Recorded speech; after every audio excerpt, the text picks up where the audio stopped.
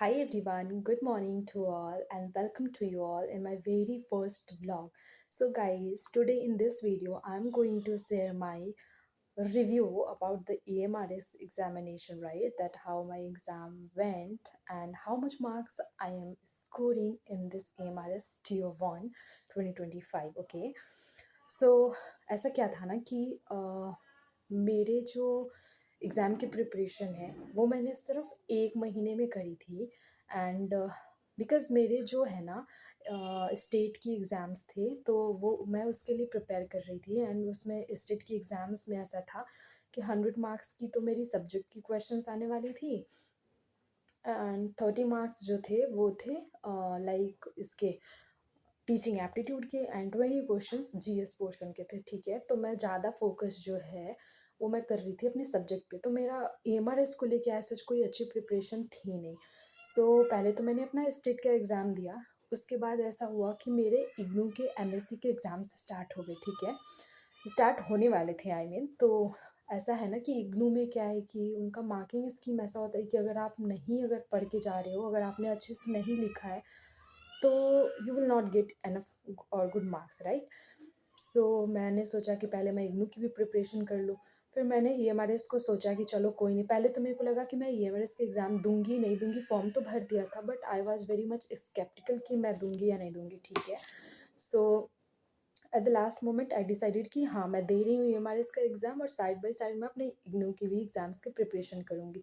तो मेरे स्टेट के एग्ज़ाम्स तो बहुत अच्छे गए और अभी तक आंसर की आई है, रिजल्ट नहीं आई है और मैं बहुत अच्छे मार्क्स से पास हो रही हूँ, ठीक है। आंसर की को मैंने देखा है, मैच किया है, तो उसके थ्रू मैं बता रही हूँ।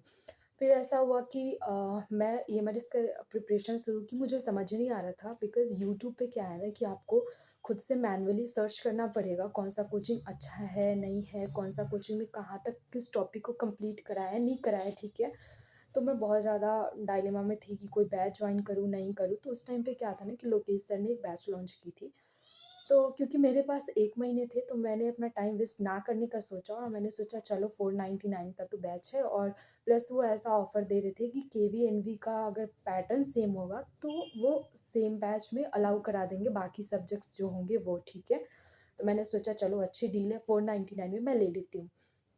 तो मैंने लोकेश सर का जो है वो बैच ले लिया था, ठीक है। फिर उसके बाद मैंने उन्हीं के बैच से प्रॉपर तैयारी कर रही थी और तैयारी अच्छी थी बट लास्ट में एग्ज़ाम्स की वजह से अब इतने लंबे लंबे लेक्चर्स करना मेरे लिए पॉसिबल नहीं हो पा रहा था। ऑल्दो मैंने आईसीटी कंप्लीट किया था वहाँ से, उसके बाद रीजनिंग कंप्लीट किया था और लोकेश सर के जो वीडियोस थे टीचिंग एप्टीट्यूड के वो किया था और मैं लैंग्वेज पेपर को बिल्कुल सोच ही नहीं रही थी। और मेरे को सबसे ज़्यादा टेंशन जो थी वो लैंग्वेज पेपर की ही थी, इसी बात की थी कि मैं लैंग्वेज पेपर में कहीं फेल तो नहीं हो जाऊँगी बिकॉज़ क्या है ना कि इंग्लिश तो ठीक है कर लेते हैं बट हिंदी पढ़े हुए काफ़ी टाइम हो गया था बिकॉज़ मेरे 9th-10th में जो है वो संस्कृत थे, ठीक है। तो मैं हिंदी बहुत टाइम पहले छोड़ चुकी थी, तो मैं हिंदी को लेके बहुत डर रही थी और मैंने अपना रीजनल लैंग्वेज जो है वो हिंदी ही ऑप्ट किया था बिकॉज़ पता नहीं क्यों मुझे ऐसा लगता था कि ठीक है पढ़े हुए टाइम तो है बट ये मुहावरे, विलोम शब्द ये सब मैंने इतने अच्छे से पढ़ रखे थे कि मेरे दिमाग में अभी भी वो थे, ठीक है। बट डर तो ऑब्वियसली लगता है ना बिकॉज़ सब लोग ऐसा बोल रहे थे कि जो रीजनल पेपर्स होते हैं वो नॉर्मल जनरल पेपर से टफ होते हैं। तो ऐसा-ऐसा सीन था, मैं इंग्लिश और हिंदी बिल्कुल नहीं कर रही थी और मेरे एग्ज़ाम्स चल रहे थे साइड बाय साइड इग्नू के। फिर मैं जब एग्ज़ाम पास आ गया तो मैंने सोचा चलो कुछ मैराथन्स कर लेते, तो मैंने मैराथन तो नहीं बस समाज संधि के वीडियोज़ एक-एक देख लिए थे एंड इंग्लिश का मैंने कुछ नहीं किया था। बिकॉज़ ऐसा था कि इंग्लिश तो आता ही है, सीबीएसई बोर्ड से है तो इंग्लिश तो ठीक ही होगा, ऐसा करके मैंने इंग्लिश का कोई रूल कुछ भी रिवाइज़ नहीं किया था। फिर एग्ज़ाम के दिन नो फिर क्या हुआ कि एग्ज़ाम से पहले मैं आईसीटी को लेके ना बहुत ज़्यादा कन्फ्यूज़न में थी क्योंकि जब मैं टेक्स्ट बुक पे टेस्ट लगा रही थी ना, तो आईसीटी के क्वेश्चन रीज़निंग ये सब तो ठीक है बट आईसीटी में मेरे को क्या हो रहा था, मेरे को क्वेश्चन का लेवल टफ लग रहा था। तो मेरे को ऐसा था कि लोकेश सर के चैनल पे जो है ना, जो मैं उनकी ऐप से पढ़ रही थी, वहाँ पे मैम ने बहुत अच्छे से पढ़ाया था।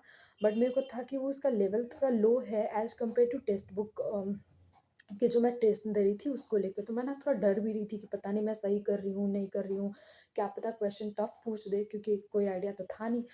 फिर मैं यूट्यूब पे ना वो सरजीत सर करके हैं एक टीचर, जो बहुत अच्छा मेरे को लगा उनका मैराथन उन्होंने डाल रखा था 7 hours and 30 minutes का। तो मैं जाने से 2-4 दिन पहले मैंने वो मैराथन कंप्लीट कर लिया था। And to be honest it was really very much helpful. बहुत ही अच्छे से उन्होंने पढ़ाया था और मेरे को ऐसा रियलाइज़ हुआ कि हाँ एग्ज़ाम हॉल में ऑल्दो मेरे कॉन्सेप्ट तो क्लियर थे ना, बेसिक्स क्लियर थे जो मैंने लोकेश सर के चैनल पे पढ़ी थी, तो वहाँ से मेरे अच्छे थे, ठीक है कॉन्सेप्ट। बट जो और क्वेश्चंस थे 2-4 क्वेश्चन ऐसे लगे जो मैम ने शायद नोट्स में प्रोवाइड किया होगा बट लेक्चर्स में वो मेंशन नहीं था। तो नोट्स में मैं नोट्स नहीं पढ़ पाती थी क्योंकि मेरे पास टाइम नहीं होते थे, मेरे को और भी एग्जाम्स जो चल रहे थे उसका भी प्रिपरेशन करना होता था। तो मैंने उनका वीडियो देखा और मेरे को इतना अच्छा लगा उनका टीचिंग स्टाइल। तो ऐसे करके मैंने वहाँ से कंप्लीट कर लिया। फिर आया एग्ज़ाम का दिन। एग्ज़ाम के दिन मैं 6 घंटे ट्रैवल करके गई हूँ अपने एग्ज़ाम सेंटर, जिसकी वजह से मेरा जो है वो बहुत तेज़ हेडेक हो रहा था मेरे को। तो मैंने टैबलेट्स लिए, 2-2 टैबलेट्स लिए इनफैक्ट, और फिर मैं एग्ज़ाम देने के लिए बैठी। और पता है मैं इतना पैनिक कर रही थी हेडेक की वजह से, मुझे ऐसा लग रहा था मैं क्या लिखूँगी बिकॉज़ इतना तेज़ हेडेक था। और पता है आपको एग्ज़ाम जो है वो 5 बजे ख़त्म होनी थी और मेरे दिमाग में क्यों ऐसा हुआ कि मुझे लग रहा था 4:30 तक ही हमारी एग्ज़ाम्स है। तो मैं जल्दी-जल्दी पैनिक करके क्वेश्चन कर रही हूँ, ओएमआर फिल कर रही हूँ, सब कर रही हूँ, सब कर लिया। जब 4:30 हुआ तो मैं देख रही हूँ कि अरे कोई टीचर जो है यहाँ पे वो तो ले ही नहीं रहे ओएमआर। और मैंने अपने से आगे एक भैया को देखा था, वो भैया जो हैं वो कर रहे थे क्या, उन्होंने ओएमआर बिल्कुल फिल नहीं कर रखा था, वो बस क्वेश्चन पे ही मार्क कर रहे थे। मैंने सोचा अब तो सबमिट करने का टाइम आ गया, इन्होंने ओएमआर क्यों नहीं भरा है। देन मैंने अपना एडमिट कार्ड देखा और मुझे रियलाइज़ हुआ कि अभी हाफ एन आवर बचे हुए हैं, ठीक है। सो फिर अब मैं तो सारा कुछ कर चुकी थी, अपना ओएमआर सब कुछ कर चुकी थी। फिर मैंने अपना रीचेक करना शुरू किया। रीचेक करने के टाइम पे क्योंकि मैंने जल्दी में करा था, 3 से 4 क्वेश्चन तो मैंने सिली मिस्टेक में गलत कर दिए। तो ऐसे-ऐसे करके हुआ था। फिर मैं अब बताती हूँ आपको मार्क्स मेरे कितने मार्क्स बन रहे हैं कौन से सेक्शन में। तो मैंने जीएस पोर्शन में अटेम्प्ट किया था टोटल 6 क्वेश्चन, ठीक है? जो कि 6 क्वेश्चन में मेरे 3 क्वेश्चन गलत थे और 3 सही थे, तो मेरे 2 मार्क्स बन रहे थे, ठीक है? और फिर मेरे जो हैं वो इसमें रीजनिंग में 2 सिली मिस्टेक की वजह से मैंने रीजनिंग में मेरे बन रहे हैं 11 मार्क्स, रीजनिंग में काफ़ी नेगेटिव हो गई है। देन आईसीटी में मेरे बन रहे हैं 13 marks and in teaching aptitude 30 marks में मेरे 25 मार्क्स बन रहे हैं, या 30 में से 25 मार्क्स बन रहे हैं। और ये आंसर की मैंने मैच किया है स्वास्तिक इंस्टीट्यूट के आंसर की से, ठीक है। तो उसमें मेरे को ना टीचिंग एप्टीट्यूड का 2 से 3 क्वेश्चन में ऐसा लग रहा है, कन्फ्यूज़न हो रहा है कि शायद वो जो आंसर बता रहे हैं ना वो नहीं भी हो सकता है, ठीक है। जो मैंने किया वो सही है बट लेट्स सी क्या होता है। तो मैंने अपना जो भी मार्क्स बताया है अभी उनके आंसर की से मैंने मैच करके बताया, तो मेरे टीचिंग एप्टीट्यूड में 25 बन रहे हैं। और जो डोमेन नॉलेज प्लस एनईपी जो है 30 मार्क्स के टोटल, उसमें मेरे 26 मार्क्स बन रहे हैं, ठीक है। एंड देन ऐसा हो गया, तो टोटल मेरे मार्क्स बन रहे हैं 76, जो कि मेरे लिए अनबिलीवेबल था क्योंकि मैं जिस कंडीशन में एग्ज़ाम दे रही थी, मेरी प्रिपरेशन अच्छी नहीं थी क्योंकि मैं सिर्फ 1 महीने की तैयारी में एग्ज़ाम दे रही थी। बाकी लोगों ने तो बहुत टाइम से पढ़ रखा होगा, जब से नोटिफिकेशन आया था तब से। क्योंकि मैं श्योर नहीं थी ना, क्योंकि मेरे को अपना एमएससी का एग्ज़ाम भी देना था प्लस मेरा एस्टेट भी चल रहा था, तो मैं श्योर नहीं थी कि मैं दूंगी ये हमारे से या नहीं दूंगी। But luckily I was very fortunate, और मैं मेरे हार्डवर्क से जो मैंने लास्ट टाइम पे पुट किया था हार्डवर्क, वो हार्डवर्क की वजह से मैं इतना अच्छा स्कोर कर पा रही हूँ। और मेरे लिए शायद बहुत लोग होंगे जिनका इससे भी ज़्यादा स्कोर आ रहा होगा, बट जो टीचर्स बता रहे हैं ना, मैंने सारे टीचर्स का कट ऑफ मार्क्स देखा है, तो वो कह रहे हैं 60 to 65 प्लस रहने वाली है, ठीक है, या फिर इसके बीच में रहेगा। तो मेरे ऑल्दो बहुत अच्छे हैं 76 मार्क्स कट ऑफ को कंपेयर करके जो टीचर्स बता रहे हैं, तो मैं बहुत ज़्यादा खुश हो गई और बहुत रिलैक्स फील हो रहा है कि चलो मैं क्लियर कर चुकी हूँ कट ऑफ। और बहुत सारे बच्चों का ना ऐसा मैंने देखा है, बहुत सारे वीडियोस देखे और टीचर्स के वीडियोस के नीचे मैंने कमेंट्स पढ़े लैंग्वेज पेपर को लेके। और टू बी वेरी ऑनेस्ट, जैसा मैंने बताया मेरा लैंग्वेज का सीन था कि मैंने कुछ नहीं पढ़ा था।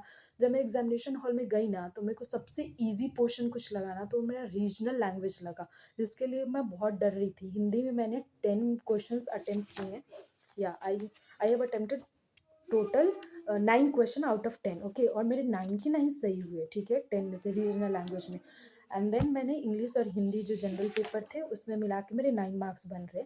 तो मैंने टोटल क्वेश्चन जो है वो 25 अटेम्प्ट किया था, जिसमें मेरे 18 मार्क्स बन रहे हैं, जो कि बहुत मेरे अकॉर्डिंग बहुत अच्छा है, क्योंकि बहुत लोगों का मैंने देखा वो लोग जस्ट बिकॉज लैंग्वेज पेपर वो पास नहीं कर पा रहे, जो कि मेरे लिए बहुत बुरा लग रहा है। जब मैंने पढ़ा कि भाई किसी ने इतनी मेहनत करके जीएस पोर्शन में they are scoring like 70, 72, 74 kind of marks, and language की वजह से वो नहीं कर पा रहे, कि बहुत बुरा फील हो रहा है उनके लिए। बट लकीली मैं ऐसे कर पाई, मेरे को बहुत रिलैक्स फील हो रहा है कि चलो, सबसे पहले तो मैं आकर के लैंग्वेज का ही मैच के आंसर की, कि पता नहीं लैंग्वेज, क्योंकि लैंग्वेज में नहीं करेंगे तो जीएस का कोई वैल्यू नहीं है।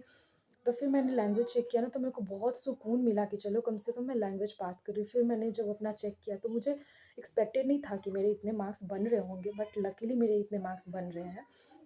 सो ये था मेरा ईएमआरएस का टीजीटी। और मैंने जो पेपर दिया था वो टीजीटी साइंस के लिए दिया था। ये टोटल मेरे जो मार्क्स है वो मैंने आपके साथ शेयर किया है। And I hope, I just wish for everyone who are watching this video कि सबका प्लीज़ भगवान जी सबका क्लियर करा देना, बिकॉज सबने मेहनत करी थी। जस्ट बिकॉज थोड़े थोड़े सिली मिस्टेक्स की वजह से हम रह जाते हैं।